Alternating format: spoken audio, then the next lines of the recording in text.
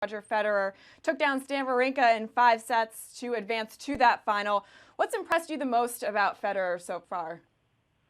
Man, everything. I'm a huge Fed fan, and to see him come back, and I think he's the greatest player of all time, in my opinion. 17 Grand Slams and all he's accomplished, and just the way he plays is effortless. It's graceful, and yet he has so much power, and he really, hasn't been tested too much other than, Stan took him to 5 sets. He had a tough match against Kei Nishikori as well.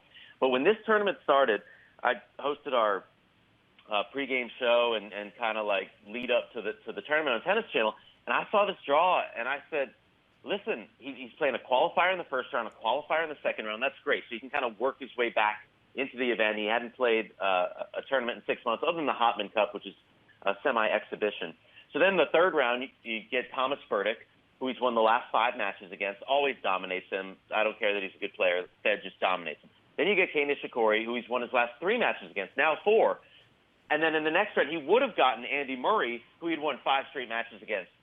In reality, it turned out to be Misha Zverev, which was a blessing in disguise because he just killed Zverev. And then you get Stan Wawrinka, who, in my opinion, he's only lost twice against.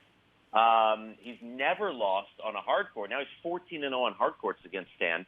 And people are like, well, Stan's a better player right now. It doesn't matter. They're both from Switzerland.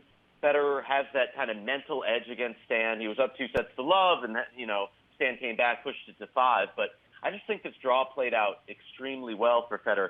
But one person that I think's gonna beat him is Rafa, and it's only because of the matchup. Rafa just has a better matchup against Fed.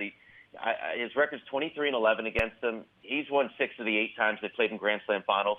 My heart wants Federer, and by the way, I'm a huge Rafa fan too.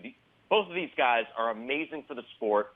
When you look at the ratings, when you look at, if I send out a tweet about Federer or Rafa compared to anyone else, it gets retweeted and liked so much more. They are superstars on a global, Ronaldo level. People love these guys, and so it's amazing for the sport. But I just think Rafa's other than the fact that he just played for 5 hours. I don't know if you watched this at all.